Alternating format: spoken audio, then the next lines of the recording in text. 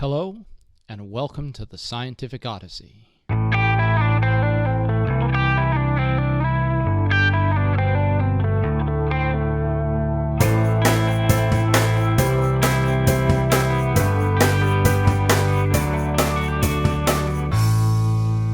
Scientific Odyssey is a mini-part journey into the history and philosophy of science.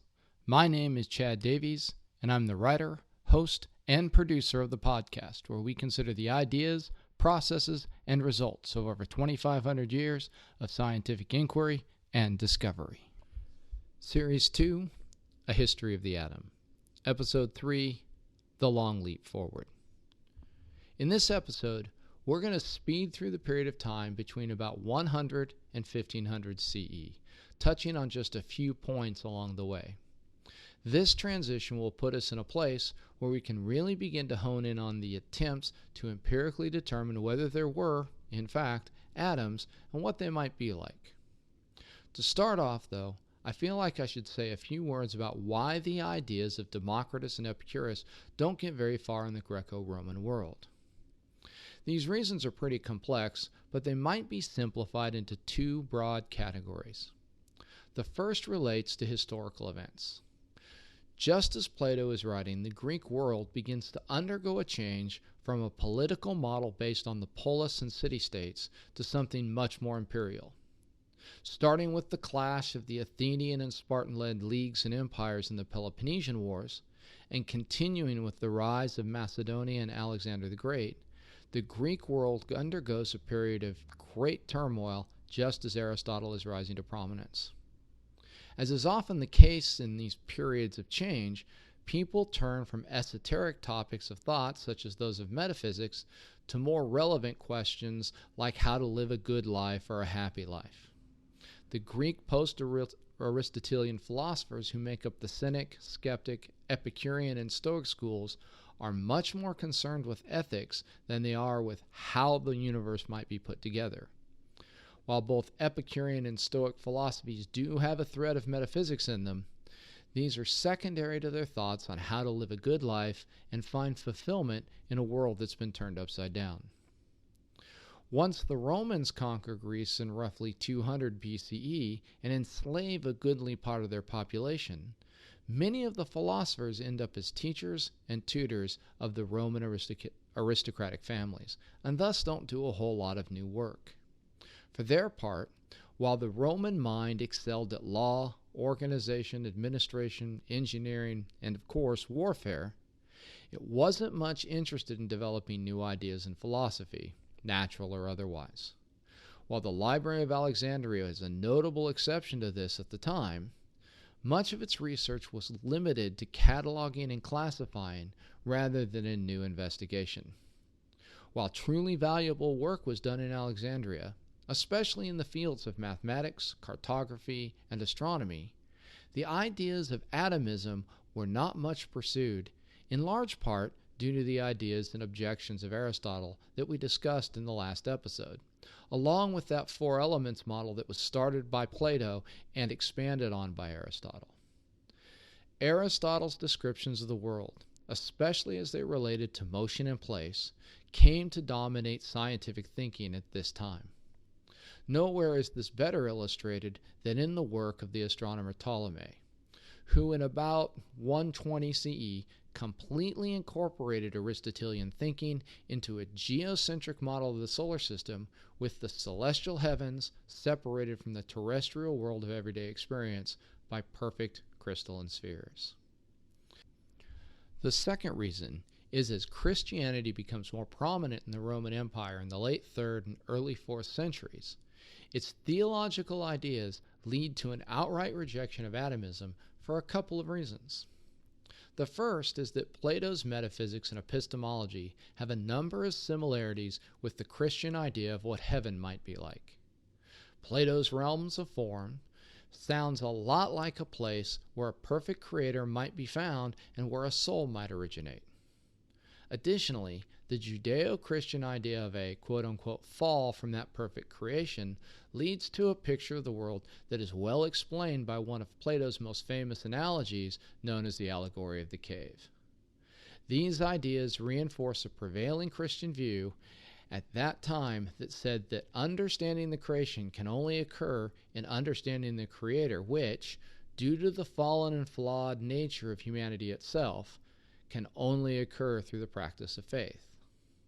The bigger obstacle, however, is the insistence of the atomists that the soul was made of atoms like everything else, and thus subject to change and decay as seen with the rest of the world. This idea was absolutely and is absolutely incompatible with the Christian belief that the soul is created by God as something eternal and not made of the stuff of this world. Finally, similarly to Aristotle, Christianity objected to the void, as it seems that the void would be a place where God was not. And again, according to Judeo-Christian theology, God was found in all places.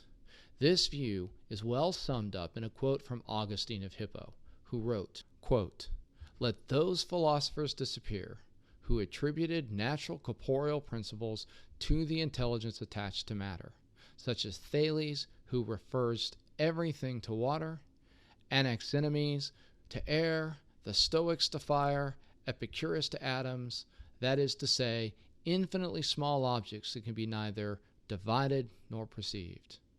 Let us reserve the same fate to all the other philosophers who are too numerous to name and who have claimed to have found in simple or combined substances, lifeless or living, indeed, in what we call material bodies, the cause and principle of things. Such was the case of the Epicureans. Those philosophers, and others like them, were incapable of imagining anything but what their heart, corrupted by their senses, allowed them to see." Unquote.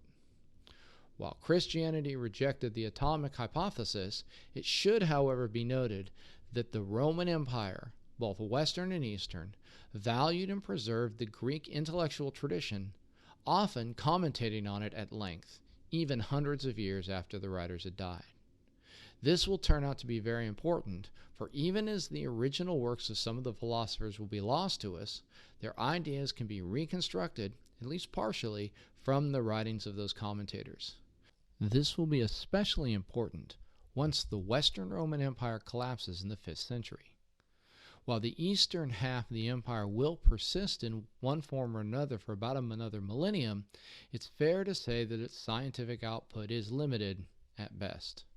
What it will be able to do, however, is preserve and transmit the philosophy of that earlier age to a new, rising center of intellectual thought and progress, the newly established Islamic Arab Empire that had taken form from the ashes of the old Persian and Sassanid kingdoms in what we now think of as the Middle East.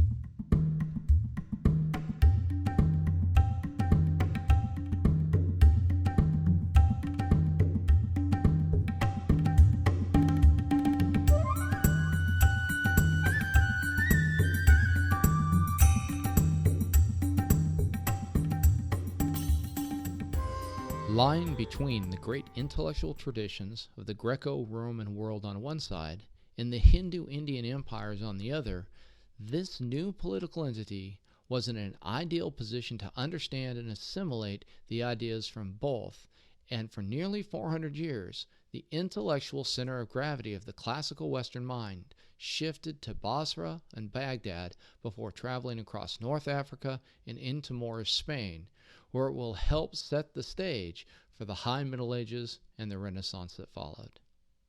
So what happens in this Arab Empire? There are two things, really. First, as the philosophical ideas of Plato gain ascendancy in the Eastern Roman/Byzantine Empire through their being favored in Christian theology, Arab translators and commentators preserved the ideas of Aristotle and others while expanding on them in new and innovative ways. Great houses of wisdom, similar in some sense to the Library of Alexandria, come about in places like Baghdad, where this knowledge was gathered together for study by various scholars. One of the most unique things about these gatherings of learned communities around these said storehouses of information is that they were profoundly multicultural in nature. Men of Greek, Jewish, Persian, and Arabic descent worked and studied together in these groups, as did those who profess faith in Zoroastrianism, Christianity, Judaism, and Islam. While it would be naive and simplistic to suggest that there weren't tensions found in these collaborations, for a time, ways were found to accept and accommodate those tensions in the pursuit of knowledge. Second, due to the acceptance of Aristotle's emphasis on both empiricism and induction, there is a continuation of the Greek focus on studying the natural world in a systematic and organized fashion. I plan to do a series of episodes on the historical development of scientific inquiry down the road, so I won't say much here, but a lot of what we think of as science was first practiced by investigators in these settings. While I may be going out on a limb a little bit to say this, at least in the eyes of some, it is my opinion that without the houses of wisdom in the Arabic world and the scholarly communities that were associated with them, it is pretty likely that there wouldn't have been either a Renaissance or Enlightenment in Western Europe. So, what did the Islamic scholars, they're sometimes, by the way, called Hakim, have to say about atomism? The first thing to understand is that there wasn't unanimity of thought on the existence of atoms, much like in ancient Greece. In some circles of thought, atoms were rejected for very similar reasons put forward by Christian theologians. There were, however, a couple of schools of thought that embraced atomism. Expressed in the work known as the Kalam, atomism was used by two groups, the Mutazilites and the Askarites, to demonstrate that all things in the universe exist entirely because of Allah's express will. The three best known figures in this movement are Abul Hasan al-Ash'ari, al-Ghazali, and Muhammad ibn Zakaria al-Razi, and they span a time period from about 875 to 1100 CE. The broad idea here, set out in about 12 propositions, can be summarized in the following ways. The entire universe is comprised in atoms, which are minuscule and indivisible and lacked any qualities. These atoms only acquire qualitative properties when they interact with other atoms, and thus give rise to the material world. There is a void through which these particles can move. Time, in contrast to how it was conceived by the Greeks, occurred in a series of distinct, discontinuous instants. There is a notion of what are called accidents, which are events of interaction between atoms that take place only for one of these discrete instants of time. In these accidents, the interaction of the atoms gives rise to some specific aspect of the material world for that instant only. In the words of the Kalam, quote, an accident does not last 2 beats of time, unquote. Thus, if Allah wants to keep material objects extant, he must expressly will for the accident to reoccur in the next instant. If this will is interrupted, then the material object created by it will cease to exist. Therefore, in this view, the entire universe and everything in it is contingent on and persists only through the continuous action of Allah. As can be seen, this paradigm of atomism supports the Islamic theological dogma that all things are absolutely dependent in their existence and being on Allah. While considered for nearly 2 centuries by Islamic scholars, this idea is eventually rejected due to various inconsistencies in its thinking. The 2 most influential figures in pointing out the errors in this line of thought were a Jewish scholar by the name of Moses Maimonides and an Arab about whom we will have much to say in the history series, Averroes of Cordoba. Before we leave this time period and move back to Europe and the Renaissance, I would like to take note of one additional aspect of the thinking that arose from Aristotle's writing that gained a great deal of traction in the Arabic world. As you will recall, Aristotle's model for matter was that 4 elements were distributed. This distribution was more or less continuous within a body, i.e., not atomistic. Each of these elements contained or possessed two qualities.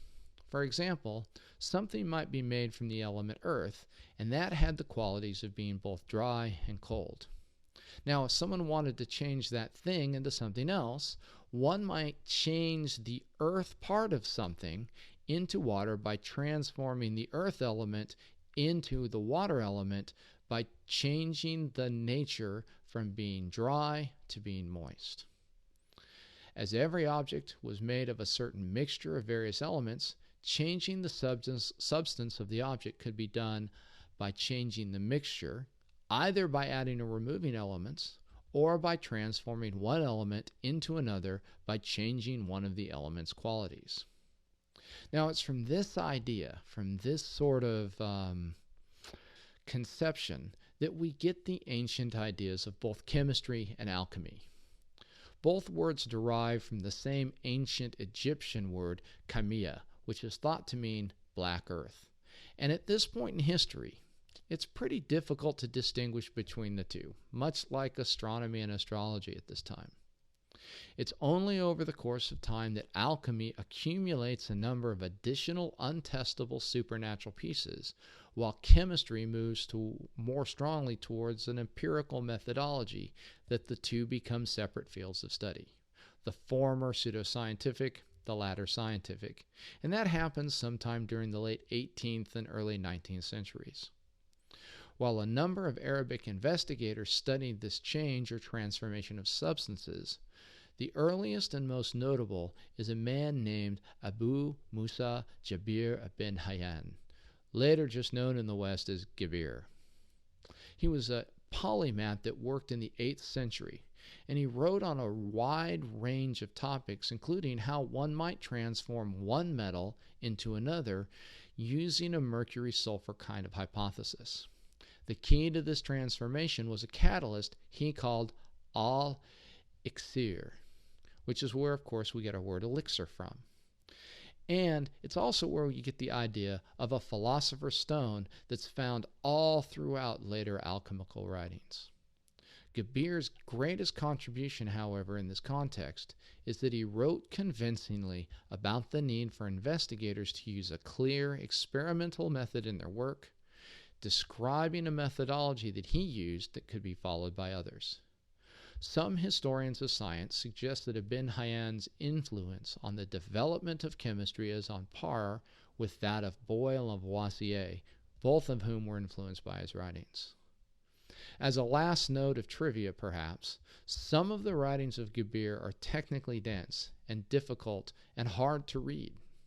Due to this impenetrability, his writings were often seen to have been written in a style known as Gebirish, which was unintelligible to those who were not well versed in the field of study being discussed in the writing. It is from this highly technical use of jargon that we derive our word gibberish that is oftentimes used to describe just the same thing today. From this point, we want to transition back to Europe. As the overall Arabic empire fragments into caliphates, there is an accompanying hardening of religious dogma in Islam.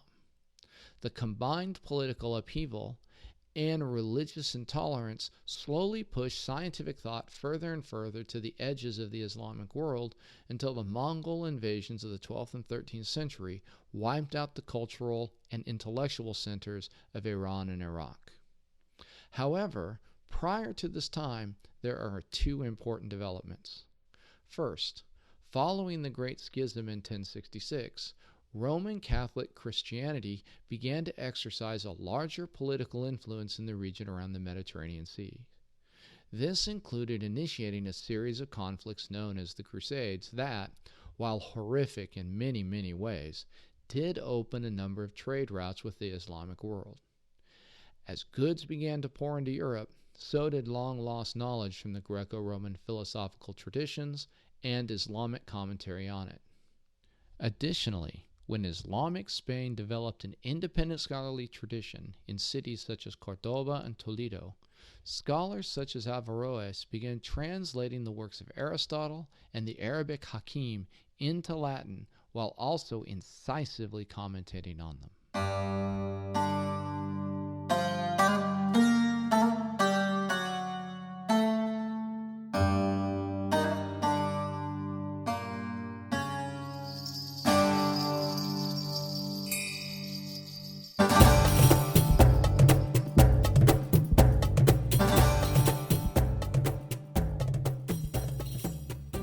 Historically, it is the rediscovery of Aristotle's work that has the greatest impact.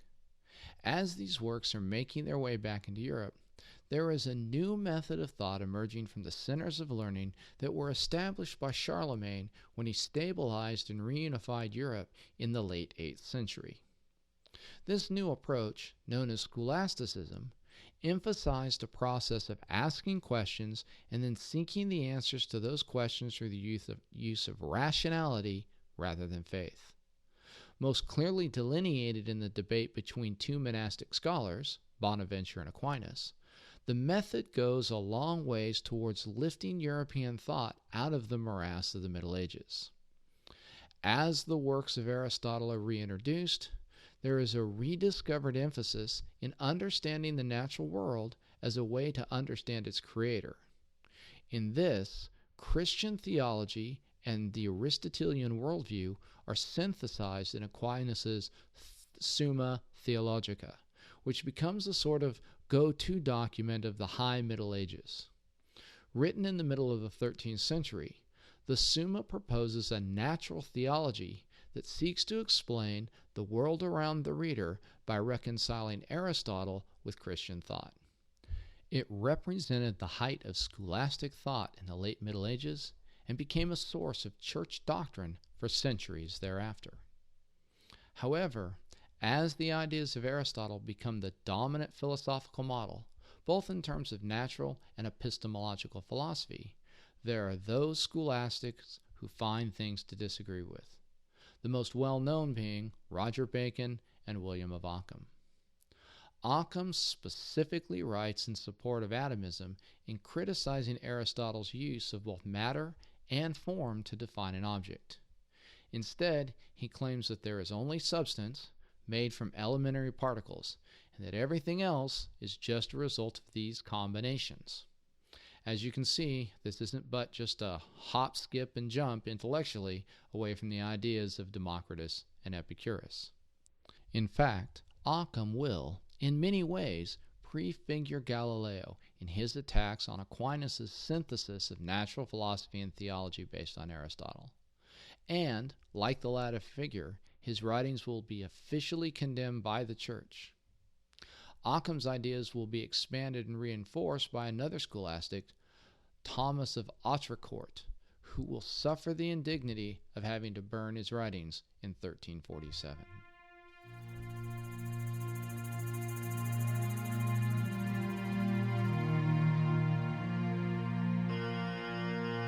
I mention this date as it is a watershed in European history. In 1347, there was a report from the European city of Kaffa in the Crimean region on the shores of the Black Sea that described the outbreak of a highly lethal disease. Within a year, this disease had arrived in Italy and had begun to make its way slowly through much of the rest of Europe, with mortality rates far in excess of anything anyone had ever seen. Known simply at the time as the Great Pestilence or Great Mortality, what we now call the Black Death or bubonic plague, devastated Europe and brought almost every institution therein to its knees. In a roughly 4-year period, between 40 and 50% of the population of Europe died, with areas closest to the Mediterranean and in urban centers being hardest hit. Adding to this were subsequent outbreaks of plague that occurred frequently throughout Europe up through the 17th century, which could be just as lethal. What is important to recognize, I think, is that none of the established institutions had any idea what this was or what to do about it. While basic practices were eventually developed to mitigate the plague's spread later on, very little was done to deal with the widespread death and dying that was taking place. Now, while the plague had no impact in terms of creating new scientific developments or discoveries, it did have a long-lasting impact on both the institutions of Europe and how the people perceived them. Just as World War I shattered the faith of Europe in the ideals in the Enlightenment and the so-called modern world they produced, the plague begins the end of feudalism and the High Middle Ages. Political and religious institutions and authorities have no answers or solutions, and thus people began to look elsewhere. Ideas that were once shunned as irreligious or unhelpful are now considered alongside those older ideas that had failed or proven less than useful during the period where waves of death rolled across Europe. It is in this period that huge shifts in understanding and technology will fundamentally alter how Europeans understand their world. The first of these shifts, a technological one, will occur with the development by Gutenberg of the movable type printing press, which will allow for the more rapid dissemination of ideas. The importance of this will become evident when Copernicus posthumously publishes his book on the revolutions of the celestial spheres, igniting a debate on the Earth's place in the cosmos in 1453. In 1492, of course, Columbus will discover an entire new world, as it were, and in 1517, Martin Luther will start the Protestant Reformation by posting his 95 Theses on the door of the church in Wittenberg. Predating all of this, however, is the rediscovery of the work of the Latin philosopher Lucretius in a German monastery by Poggio Braccioni. This discovered poem, De Rerum Natura, is an extended commentary on the philosophy of Epicurus, including atomism, and it would serve as the starting point of the reemergence of this idea into Renaissance Europe. As I close this podcast, let me offer a bit of speculation and opinion. Take it or leave it as you will. It is hard for me to imagine that without the disruption caused by the plague, the ideas of the 1400s would have either been thought of or considered. It is only in the turmoil and the environment of failure of the great European institutions that things like atomism or a sun-centered cosmology would even have taken place. Now, to be fair, the Catholic Church and many of its priests and monastics did profound work to alleviate the suffering caused by the plague, often at enormous cost on both an individual and corporate level. However, the fact that they could offer no satisfying explanation for the suffering taking place, much less a solution to that suffering, led many intellectuals and political leaders to seek solutions in other places and other ideas.